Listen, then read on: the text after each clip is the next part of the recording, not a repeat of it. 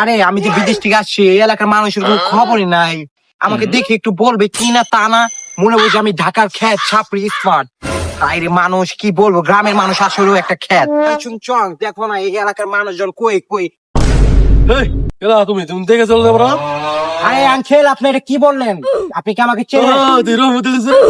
আরে আঙ্কেল কি বলেন, এটা আমার বাবা তো আগে চুরি করতো না, ওইটা মানুষের কাছ থেকে না জেনে না কইয়া নিয়ে আসতো। তার জন্য কি আপনি আমার বাবাকে চুরি করবেন? কি বাল এই দেখেন না আমার ইয়াংচুং পং, কি রে চুম্পন কি কও? এটা ডাউনলোড করতে আমার কত এমবি খরচ হয়েছে জানেন আপনি? আবার কি বলে? এই ছেলে পাগল নাকি? আঙ্কেল আপনি বুঝবেন না, আসলে আপনার খ্যাত, গ্রামের মানুষ তো, তাই আপনার খ্যাত। এই যাও আপনারা কোন কি দিকে বলবো খ্যাত আঙ্কেল? বলবো? আরে আঙ্কেল আপনি কিন্তু আমাদের ইনসাল্ট করতেছেন। কি কও ব্যস্ত কিছু তো বুঝি না। আঙ্কেল আপনি তো বুঝবেন না, আপনি তো গ্রামীণ অশিক্ষিত খ্যাত।